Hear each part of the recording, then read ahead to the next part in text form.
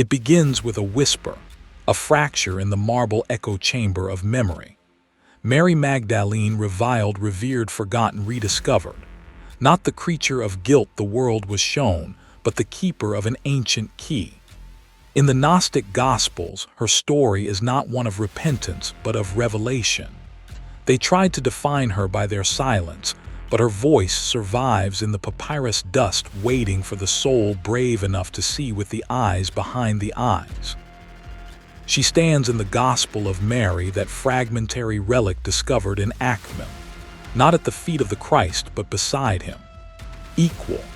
Judith still among apostles, but Mary teacher among the doubters. In this trembling parchment, dated by scholars to the 2nd century, and now guarded by the shadowed halls of Berlin's national museums, her teaching does not dwell on sin and forgiveness, but on the mind's capacity to rise above earthly fear. Her Gospel's torn pages murmur, "Acquire my peace within yourselves." Not salvation through belief, but through awakening, through Gnosis.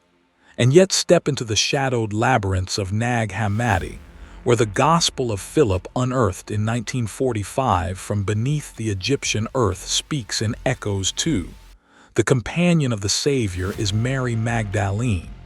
He loved her more than all the disciples.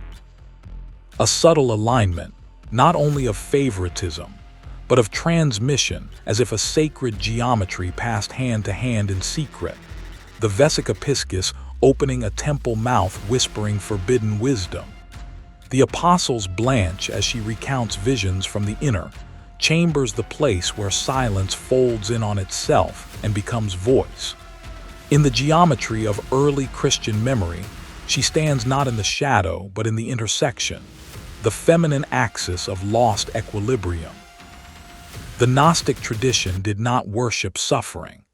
It sought the spark, the buried light within, shimmering beneath layers of world and wounding. Mary, in these lost lines, is not a weeping penitent. She is the apostle who proclaims, "There is no such thing as sin." For the Gnostics, as preserved in the words of the Church Father Irenaeus, knowledge, Gnosis, was the soul's lifeboat across the raging sea of illusion. Liberation was not granted by priests or law, but discovered through the remembrance of the soul's divine origin, its forgotten home. But truth flickers between forced silences. Imagine centuries rolled over this secret like water over runes, erasing intent on a single narrative. Not just a flood, an intentional silencing. The Mary who stood by the cross and first saw the risen Christ was folded into centuries of dogma. Her gospel excised at Nicaea, her wisdom smothered at the edge of doctrine.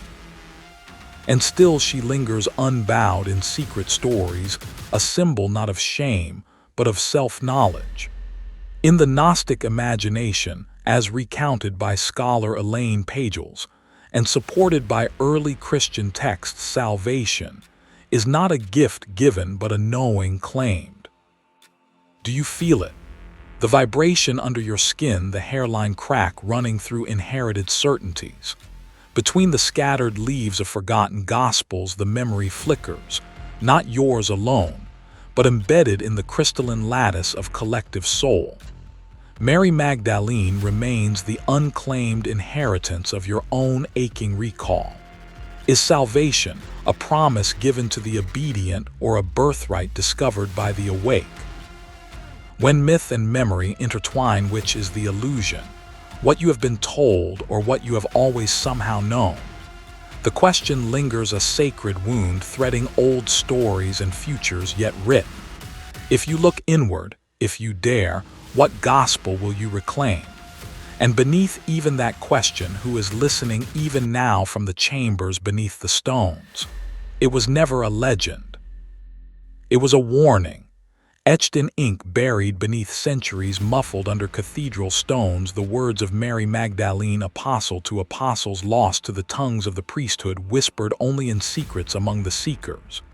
Here in the folds of the papyrus called the Gospel of Mary, discovered in dust at Acmem in 1896, we find not a docile witness but a sovereign voice. This is not rumor. This is canon. suppressed. This is salvation unchained from prescription, reawakened through self-knowledge. Listen. Beneath your feet, the memory of her voice murmurs through labyrinthine crypts and the limestone ribs of forgotten basilicas. The text itself is wounded, pages missing, sentences torn, as if the very earth tried to swallow its resonance. Yet what survives shatters silence. See how the text begins: disciples, shattered by the death of their teacher, trembling in confusion, the air dense with fear. And Mary rises, not shackled by grief, but burning with revelation, her knowing shaping the air as once the Pythia's voice shaped the oracles. She recounts what the Christ entrusted to her alone, a vision. But listen again, for this gospel speaks a tongue forbidden by councils and creeds. Salvation is here not a gift conferred, but a secret unearthed from within. She proclaims, "Where the mind is, there is the treasure." This is no heresy. These words echo through Nag Hammadi, resonate in the Psalms of the true Gnostics, whose gospel was never submission but awakening. As the dust shakes free and papyrus breathes again, note the pattern beneath the words. A sacred geometry, a spiral upwards. The fragments speak of salvation not through blood or brute obedience, but through Gnosis. That luminous knowledge of self and soul, the mystery behind the mystery. Mary describes the ascent of the soul, traversing invisible realms, answering the archons, shattering the illusions that keep us earthbound. Each layer is a battle, each confrontation, an echo of ancient wisdom found in Plato and the Orphic hymns, but here reclaimed by a woman whose voice the Church tried to erase. Let us be precise in our awe. Karen L. King, in her renowned study, points to the Gospel's radical message.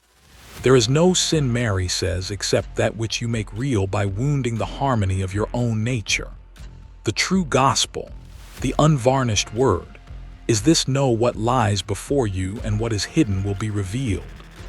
This is the same divine conspiracy inscribed in the lines of the Corpus Hermeticum, carved into the myth of Sophia, cast out of the canon, and yet alive in the memory of the soul. Sit with the silence pulsing between each letter. What has been interpreted as Mary's passage through the heavens is more than celestial spectacle. It is a map encoded in the Gnostic tradition for liberation from ignorance. To know the self is to touch the divine spark, what Valentinus called the seed of light, what the Gospel of Thomas hints at with its koans and riddles. This is not salvation for the afterlife, but revolution in the now. It is psychology before psychology, mysticism before doctrine, a luminous thread that stretches from Nag Hammadi's sands to your pulsing heart, into the chambers of your breath. But the Church, stalwart in creed, uneasy with the feminine voice, cloaked this clarity under dogma, declared the Gospel of Mary anathema, omitted her vision from the canon. Not just a flood, an intentional silencing, a deliberate eclipse. Scriptoriums erased her name, altars eroded her memory, fear locked away her gospel in shadowed vaults. And yet here you are hearing these forbidden verses. The words ring like thunder. Let no one lead you astray, saying, look outside, for the kingdom is within you. Consider this: why would such power be concealed unless it threatened the architect of control? This is not just memory. It is an invitation, a relic alive and dangerous. The Gospel of Mary stands before you, trembling with possibility, a crystalline echo through centuries of silence. And so I ask you, will you step past the threshold of doctrine into the wild terrain of self-knowledge, or will you let another's silence drown out the voice of your own ascending soul? And still the question resounds, beneath the stone, beneath the silence, waiting for your answer. There is a forbidden truth trembling beneath the surface of every dogma. Salvation was never meant to be outsourced, inherited, or bestowed by an outside hand. It called to the soul directly in dreams and whispers, but it was deemed too dangerous, too volatile to bless the multitudes. So they encased it in riddles, buried it in sand, and branded it heresy that the divine rests in knowing oneself. This was the Messiah madness of the Gnostics, wild insurgents in the court of consensus, who lingered on the edge between revelation and ruin. This heresy flickered like a lamp at the threshold of worlds, a light so pure it threatened to ignite the scrolls and traditions penned to contain it. Beneath marble temples and gold-chased sanctuaries, what trembled was not guilt, but the memory of origin. In hidden upper rooms and flickering torchlight, the question burned: what if the kingdom is within? Mary Magdalene, in the lost gospel that bears her name, stands not as the penitent outcast, but as the revealer. Her words, as recorded in the Berlin Codex discovered in 1896, echo like thunder-shattering icons. Do not weep nor grieve, nor be irresolute, for his grace will be with you and will protect you. But what is grace in the mouth of Mary? Not mere forgiveness, but inner realization, a memory of light entombed in flesh. The earliest followers of Christ divided over this question: is salvation a ransom paid for bodies or a spark ignited in the mind?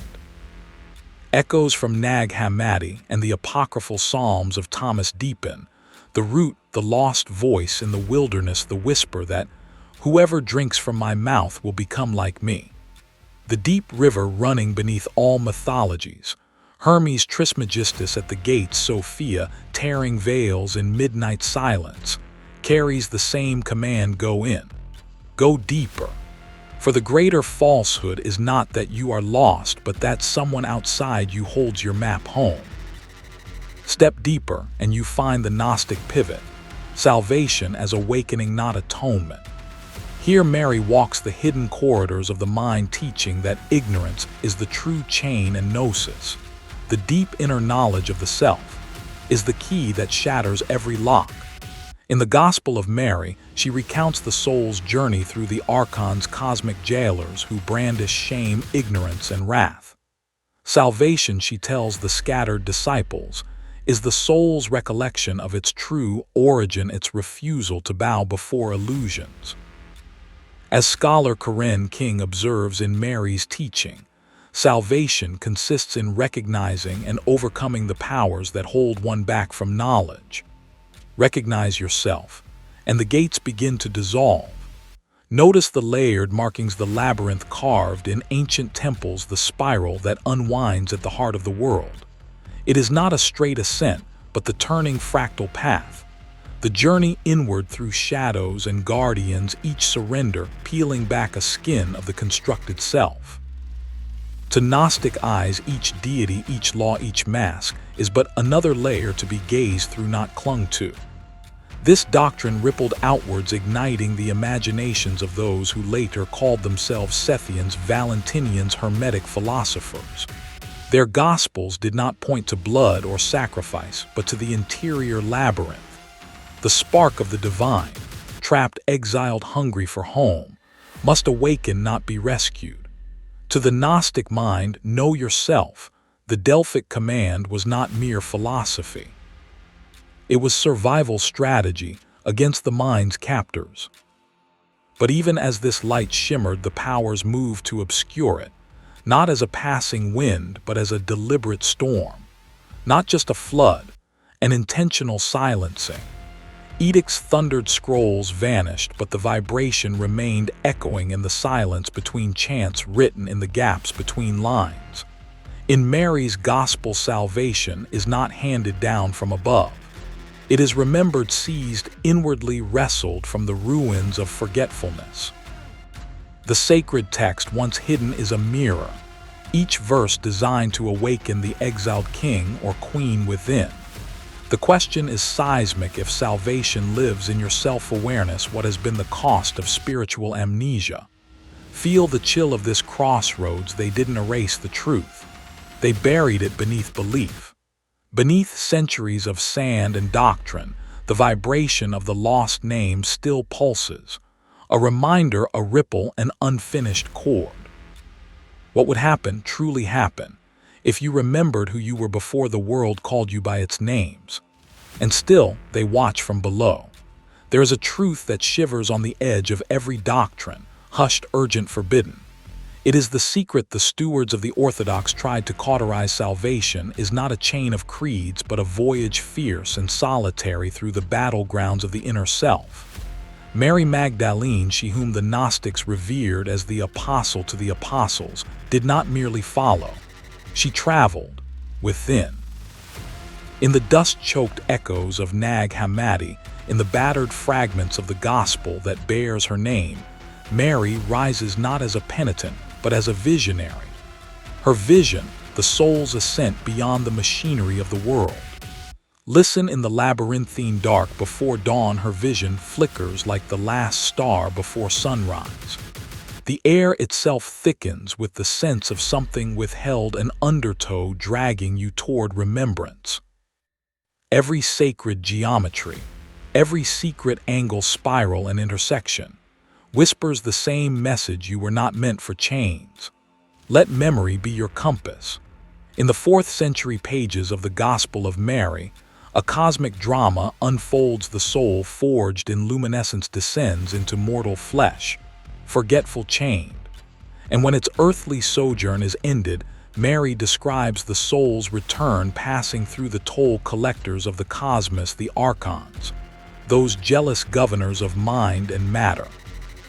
Each threshold is a trial, every trial an interrogation. Whence do you come? By what right do you rise? Mary's voice trembles with the hush of ages as she recounts this path where knowledge is both sword and key. Here, orthodox salvation dissolves, replaced by Gnosis, knowledge not of book or law, but of the soul's true birthright. The vision is seismic, the soul is both wayfarer and homecoming. But how old is this ascent really? Mary's revelation echoes more than the Egyptian amjuat. It glimmers in the Orphic gold lamellae, those thin tablets pressed into the hands of Greek initiates, etched with passwords for the underworld guardians. Even in Plato's myth of the soul's journey through trials beyond death foreshadows these ancient maps. Across centuries and temples, a hidden filament runs, subterranean poolsing, linking mystery schools and gospels silenced by fire. In every tale, the soul's knowing, its secret name, was key. Yet Gnostic hands reframed this passage, no longer a submission to fate but a wresting back of divine inheritance. The archons, once faceless forces, now become mirrors, each asking you to remember what has been forgotten and reclaim what eternity hid in plain sight. Do not mistake these images for pagan ornament or poetic folly. They pulse in our oldest inheritance. The journey Mary describes echoes the Egyptian amjuat, the soul's ordeal through underworld gates. Yet in Gnostic hands, ancient myth mutates, rippling with subversion. The Egyptian soul answers to gods. But in Mary's vision, the soul confronts illusions, unmasking every power that would claim dominion. Her guidance is precise. Self-knowledge, the inner knowing, is the only coin that buys passage. It is the only armor against cosmic tyrants. Arthur Versluis calls this the vertical gnosis, a spiral ascent conscious, and awake, not a blind release from the body. The soul, burdened with the world's lies, peels them away like layers of dusk. At each station, the false self must answer for its attachments, its fears, its bargains. With every shedding, the divine spark emerges from darkness, radiant and indomitable. The Gnostic Mary is no mythic footnote, she is the keeper of the map. Imagine the tension on that boundary where silence has weight, and each answer is a vibration that measures the soul's clarity. With each step, veils lift not in haste, but with the gravity of destiny. The archons do not yield to empty words. They bend only to truth remembered. The soul must learn to speak again its lost language, the language of origin, before the descent, before fracture. What does it mean then for the soul to ascend through the powers? It is not a promise of paradise elsewhere. It is a wager that we born in forgetfulness awaken in flame, a flame the archons cannot seize. This is the architecture of cosmic rebellion whispered from the sands of Nag Hammadi trembling through history. He who has ears to hear, let him hear. The soul's return is not escape but revelation. Mary's vision is the confrontation with every masked authority, every interior prison. Even now beneath the skin of time the toll collectors linger, watchers in cryptic light awaiting the soul's bold remembering. Will you too claim your birthright of remembering? Or will you trade it away at the border blind and trembling as so many have before? And still, they watch from below. It was never just a myth. It was a map torn in half and held aloft by trembling hands pointing to the furnace at the heart of creation, the demiurge and the divine spark.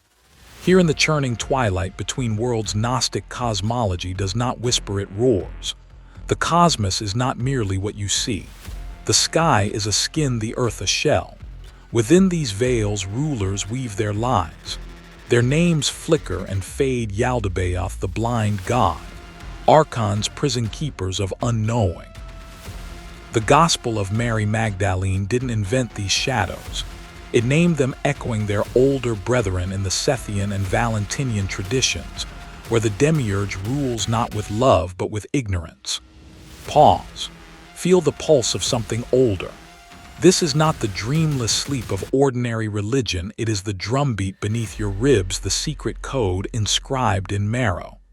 In every temple, collapsed columns, pillars overgrown with moss, there is a silence that shudders as if remembering. The Gnostic myth is not a chronicle of things that never happened. It is the groundwater rising under cracked foundations, a vibration only the hungry soul can feel. Listen: in the beginning light called to light. Eons, luminous emanations of the unknowable source spiraled outward, until one Sophia fell. Her yearning birthed the demiurge, not truly evil but pitiful, a craftsman ignorant of the higher realms, fashioning our world as a copy, a simulacrum. The Apocryphon of John, discovered at Nag Hammadi in 1945, sketches this origin: the demiurge declaring, "I am God, and there is no other beside me." A boast of blindness, a kingdom built from amnesia. See how the narrative glimmers and fractures, like a diamond catching light at every turn. In buried scrolls and forbidden psalms, the myths are fragmented, yet unyielding. The demiurge sculpted not a world but a labyrinth. Historians pore over codices and threefold syllables, uncovering how the archons are gatekeepers at each turning, how secret wisdom was encoded in parables and parodied in public rite. The Valentinian tradition offers this as a living geometry, worlds within world shells, enfolding light, the spirit entombed like Osiris, waiting for memory, not miracle. But see how the narrative evolves like fire passed down through trembling torches. By the time Mary Magdalene's gospel surfaces, fragmentary yet bright as torn silk, the map becomes more intimate. The world remains the handiwork of the lesser ruler, yes, yet within each soul a spark burns, uncreated, imperishable. Salvation Mary preaches not in exorcisms or blood, but in Gnosis, the remembered truth. Salvation as self-knowledge, not fugitive faith, where the demiurge holds power only so long as you forget your light. The divine spark waits patient and silent for your awakening. In the words of the gospel, distorted but unmistakable, the soul has descended into the world, but it can ascend, stripping away powers one by one. Notice how the story spirals, echoing across centuries, distorted by fear, misremembered by empire, but always resurfacing. When Irenaeus anathematized the Gnostics in the 2nd century, it was not just a censure, it was the ritual burying of forbidden flame, not just a flood, an intentional silencing.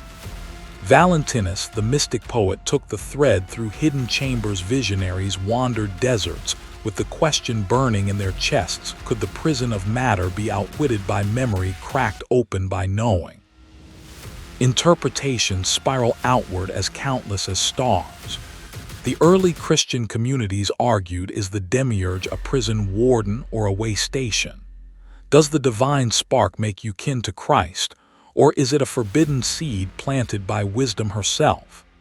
By the late 2nd century, Irenaeus would revile these ideas, condemning the Gnostics who dared claim the world's architect was less than divine, that the journey to salvation began within, not without. Yet the tradition survived, transmogrified through Valentinus, through the visions of desert mystics, through whispers beneath cathedral stone. So here you stand, breath held in the echoing hall, ribcage thrumming with untold memory. And what does it mean for you who are listening now? If the world itself is both mask and miracle, if Mary's God is deeper than the God of this world, will you search for the ember hidden in your chest? Are you content to worship the warden, or will you remember the treasure sown deep beneath your skin? The Gospel's revelation hangs suspended, a question, a heresy, or a doorway cracked wide. Who rules your world, and what is the true name of the flame that refuses to die? And still, the ancient shadows shift at the threshold, watching, waiting for someone to notice the shimmer woven into the darkness. This was never just a quarrel. It was a cosmic schism, etched in shadows between the lines of the gospel itself. There, in the dim-lit sanctuaries of Gnostic storytelling, we witness Mary and Peter, a confrontation not just of voices, but of worlds colliding. 1. The apostle crowned by earthly authority. The other, the woman Mary Magdalene, radiant with knowledge that threatens the very foundation of order. Ancient dust still hums with their words. For in the papyrus fragments unearthed at Acmem and Berlin, in the Gospel of Mary itself, a forbidden scene unfolds when the male disciples, swirling in confusion, beg for guidance after the Christ's departure. It is Mary who reveals secret things. She shares visions. She bears teachings not given to the crowds, but to the initiates. The wisdom of the inner path, the ascent of the soul, the broken chains of the demiurge. Between their words, silence vibrates. It is the charged hush of ancient temples, the crystalline pause before revelation, older than parchment, older than stone. In this space, Mary becomes both vessel and mirror, bearing teachings that press against the veils of the age. Gnostic tradition names her not only follower, but catalyst, the axis upon which hidden memory turns. When she speaks, it is as if the lost harmonics of Sophia pulse beneath her tongue. A sound the synods could not entirely erase, a resonance carried by desert winds flickering like candle flame in forbidden archives. But Peter's voice rises sharp as a blade. Did the Savior really speak these things to a woman secretly, and not openly to us? It echoes, not only as misogyny, but as a terror that the keys to the kingdom might lie in the hands of one the world would call forbidden, outsider, other. What happens when authority meets awakening? When the stone temple resists the whirling wind? This is not rumor. This is the fracture line running through the early Christian memory, recorded also in the Gospel of Thomas, another text banished to desert silence, where Peter declares, "Let Mary leave us, for women are not worthy of life." The sands of Nag Hammadi hold this conflict in their depths, buried but undiminished, a testament to a deliberate forgetting, not just a flood, but an intentional silencing of a different current. Yet the Spirit, subversive and holy, always answers. In the narrative, Mary stands not just as disciple, but as Sophia, the living echo of wisdom herself, that ancient Hebrew figure who danced before creation's dawn, now reimagined in feminine flesh. Scholars such as Karen King and Genevieve Lelou have named this dynamic. Mary stands for interior revelation, Peter for inherited law. Gnosticism was a collision of mythic worlds. Salvation not by obedience, not by ritual alone, but by Gnosis, the thunderclap realization that divinity dwells within mind and soul. Mary holds this torch. In her vision preserved against fire and fear, she recounts how the soul ascends through hostile powers, answering each with knowledge of one's truest being. In this, she embodies a doorway others have tried to bar. Peter represents the fortress of tradition, Mary, the medicine of inner sight. But the deeper chasm is not merely historic nor merely gendered. It is the eternal struggle between external authority and mystical experience, between institution and inspiration, the public altar and private apocalypse. Beneath every ancient council, every redacted scripture, the memory throbs. Did Christ entrust his most precious revelation to one who the world was trained to dismiss? So the question quivers unanswered: are you the disciple grasping at keys, or are you the Magdalene waking to fire and vision? If the wisdom of salvation is hidden within yourself, how long will you allow another voice to close the door? Who in the end does the sacred truth belong to? Those who guard it, or those who dare to descend and return with its secret? The conflict endures not as an echo, but as an unextinguished flame waiting to leap in the darkness. And still, they watch from below. It was never simply heresy. It was a question. Who among you remembers the ancient scandal that salvation, as whispered by Mary Magdalene in the banned Gospels, did not come from temples or holy men, but from the blinding torch of self-knowledge? Picture the room secret and smoky. 11 anxious apostles, Mary alone luminous, declaring what the Gospel of Mary records: the Son of Man is within you. Not a metaphor, not a riddle, a threat to every hierarchy that ever chained a soul. Pause, feel the vibration of that pronouncement ripple through centuries of marbled cathedrals and candle-lit cloisters. Her words were not just lost, they were submerged, pressed beneath layers of doctrine and dust, as though fearful hands could choke out the pulse of revelation.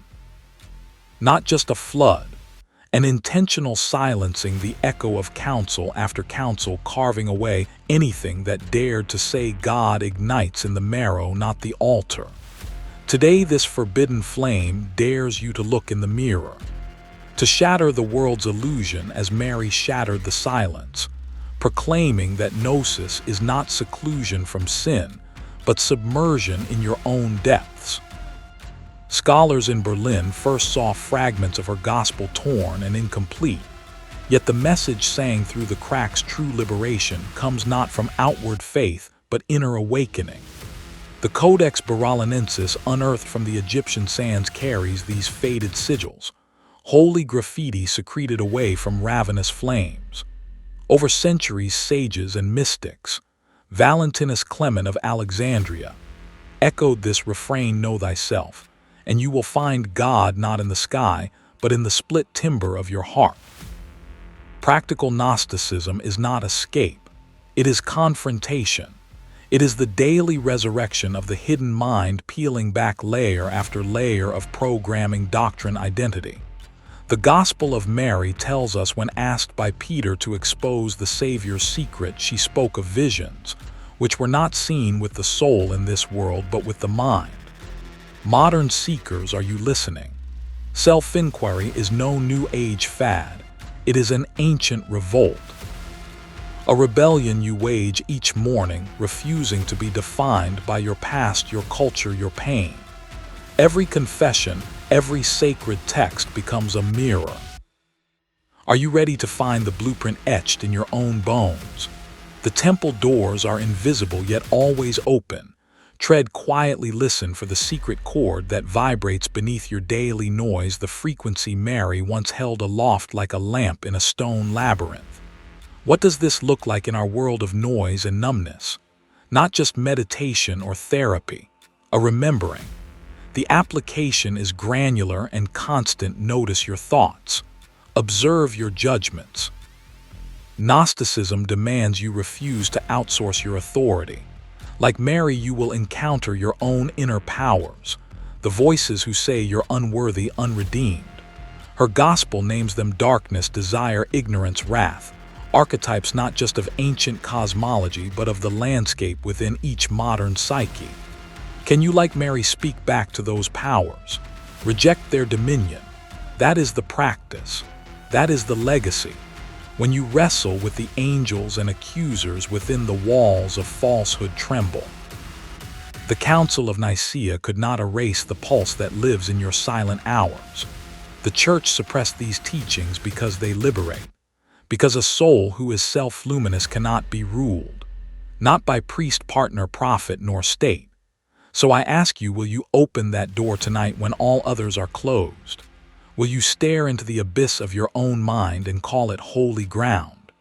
Or will you, like so many before, turn away at the threshold, too afraid of the radiance that might consume everything you've ever believed? The choice remains trembling, urgent, and unforgotten. And somewhere below the surface, cracked tablets and ancient hands still wait. Hopping you remember, hopping you return. It was never a legend. It was a warning. The Gospel of Mary, rumored, shattered, resurrected from the sands of Egypt, bears a hunger that rattles even now in the marrow of the Church. A gospel that tells you salvation is not passed down but birthed from within. Here Mary Magdalene does not wait in shadowy subservience. She speaks with the tongue of a soul uncloaked. Listen, the pages whisper, for they carry a doctrine too luminous, too uncontrollable for empire. This is not a forgotten scroll of pious rules. It is a tuning fork vibrating with the call to self-remembering. Words like hidden crystals shimmer beneath layers of decreed silence, each sentence alive with an ancient pulse, the secret geometry of resurrection. You feel it, don't you? The soul's quiet tremor when it hears a truth buried too long under stone and dogma. It is the bell beneath the ocean, ringing through centuries of deep water, yearning for the surface. What is it that burns in Mary's gospel? Not obedience, not ritual sacrifice, but gnosis, ruthless self-knowledge. In the papyrus discovered at Akhmim in the Nag Hammadi cache, her words linger. Where the mind is, there is the treasure. This is not the faith of creeds and cathedrals. This is the primal internal fire, the whisper that you are more than matter, more than a pawn in a cosmic game. And that whisper, that knowing, threatened the whole machinery of control. The early Church did not merely ignore her, it constructed walls word by word. Irenaeus of Lyon, in his heresiologies, named the Gnostics with venom, condemning their texts filled with blasphemies against the order of the earthly Church. By the 2nd century, the Church was drawing borders, orthodoxy versus the dangerous many. And so the jagged architecture of exclusion rose like a fortress, each council and creed another brick. The Gospel of Mary dared to step beyond those walls, claiming a vision in which the soul's ascent passed not through rites, but through revelation. Mary's Christ says, "Do not lay down any rules beyond what I appointed you, nor promulgate law like the lawgiver." Such a statement was dynamite in the powder keg of ecclesiastical hierarchy. And so a shadow falls. Why did the powerful men of the early Church, Peter's inheritors, tighten their grip and cast aside Mary's voice? For hers is the song of equality, the wisdom of feminine knowing, the insurgent power of spirit over structure. In a world being sealed by bishops and councils, the Gospel of Mary reminded every seeker that the divine spark lies untouched by priest or parchment, claiming, as she is recorded to teach, "The Son of Man is within you." Suppression was not silence, it was an attempted amnesia. Not merely the closing of a book, but a ritual erasure, like the chiseling out of a pharaoh's name, the washing of color from temple walls. The bishop's script became a dam below it, memory pooled in hidden tributaries. Yet her gospel survived in fragments smuggled through the centuries, a bone-deep challenge to every throne built on fear. Consider the rituals of remembrance practiced in secret coded prayers, clandestine gatherings, hints and symbols traced in the margins of inherited texts, each a defiant ember refusing to be snuffed out.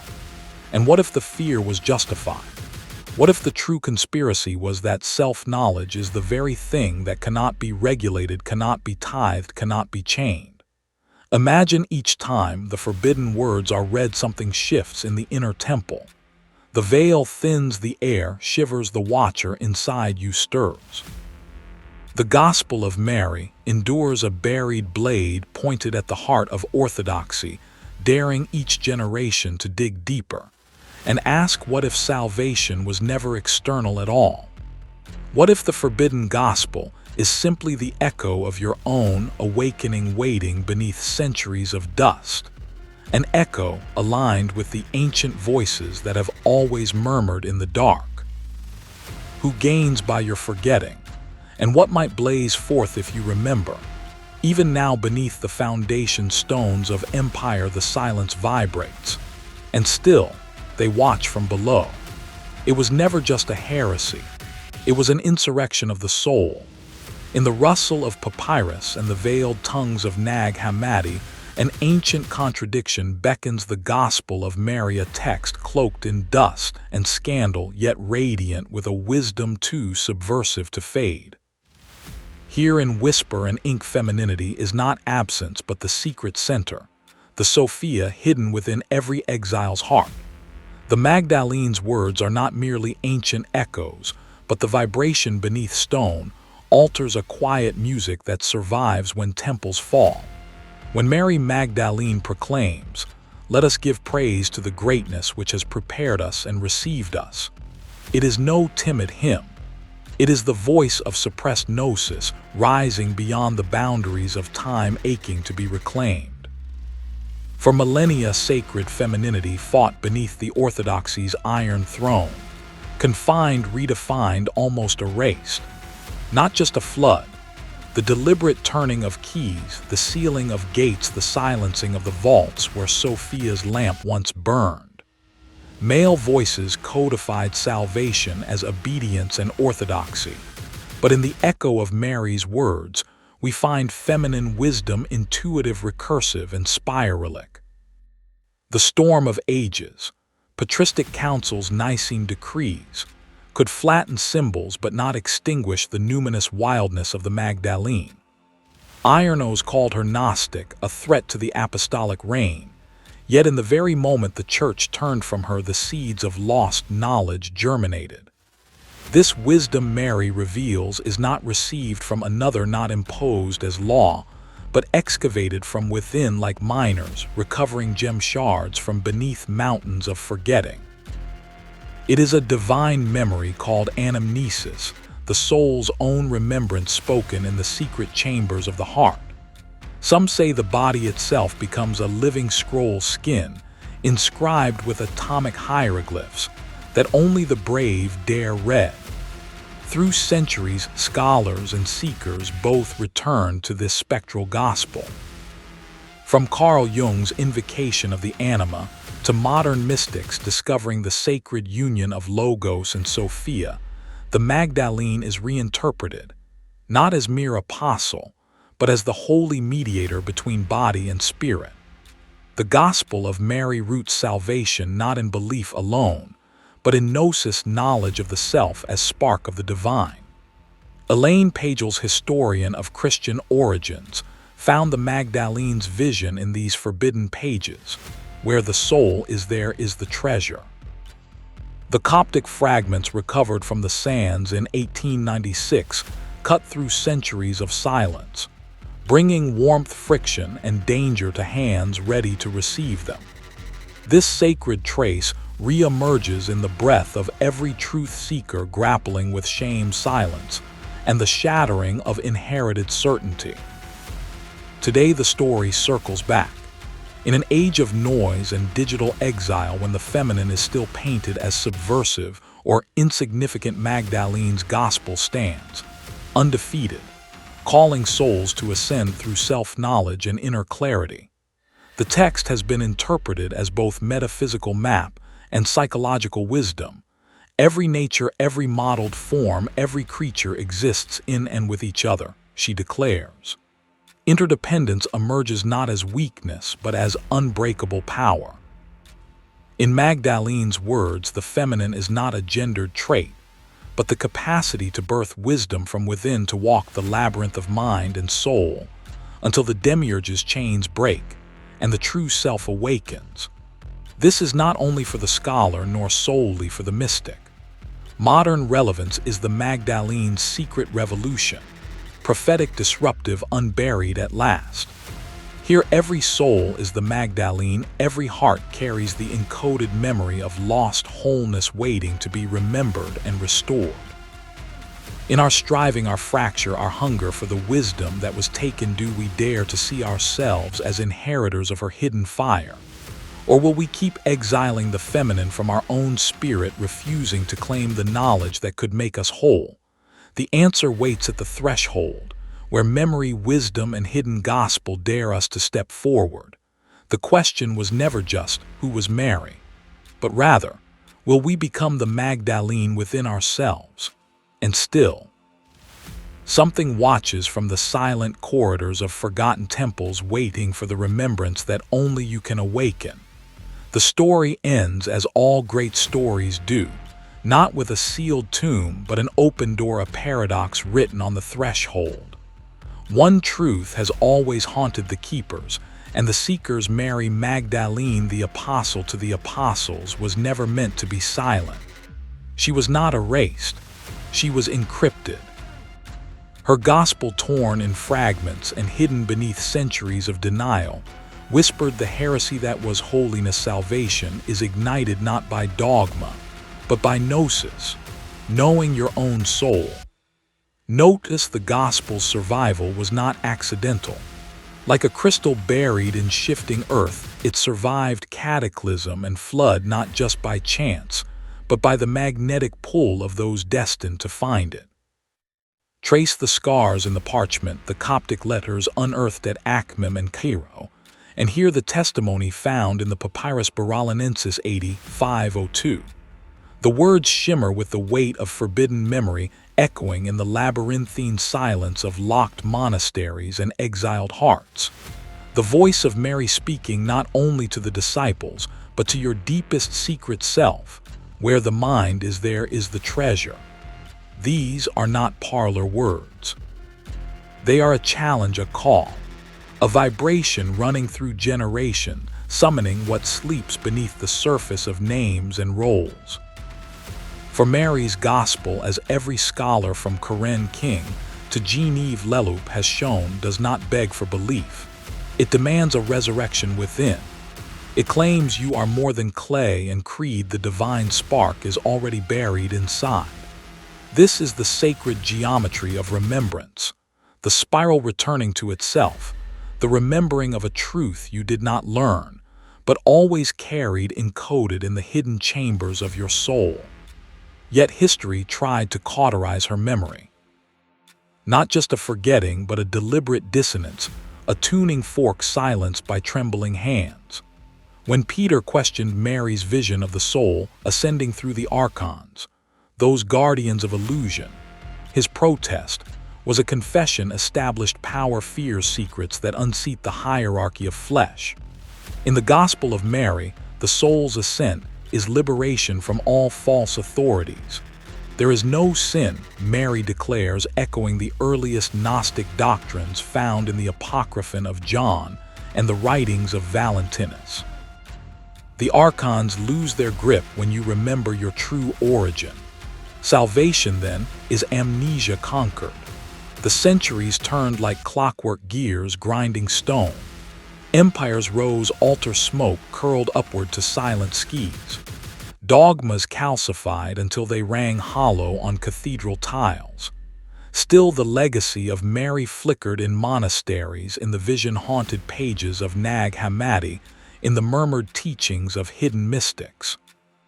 The red thread of her wisdom ran under the surface not as myth, but as living frequency, an invitation encrypted inside a world designed to forget. The Church's suppression of her voice, recorded even in the patristic fretfulness of Origen and Tertullian, was not just a flood but an intentional silencing. And yet, for as long as seekers have been told not to look behind the veil, the more fiercely they have searched. Mary became not a relic, but a revolution, the emblem of sacred remembrance, the breath of Sophia in the dust-choked archive of history. But this is not only her legacy. This is your inheritance, your manifest birthright. To walk the path of Gnosis is to break the silence, to recover the memory encrypted before your name was inked on any scroll. It is to summon courage, the courage of the Magdalene herself, to face your own chaos, to confront the rulers and accusers that still haunt the chambers of the mind. The Gospel of Mary was not written for dead centuries. It is lightning still alive, coiling in hidden nerves. So I ask you, will you remain a prisoner of empty tombs and outer authorities? Or will you, with Mary's holy defiance, reclaim what was hidden for you all along? In the echo of her gospel, the invitation is thunder and whisper both. Salvation is an inside job. Your gnosis is your revolution. The story is not over. It never was. The temple doors are ajar, the silence is breathing, the choice stands before you, etched in starlight and shadow. How will you answer the call, now that the memory has returned? And still, they watch from below.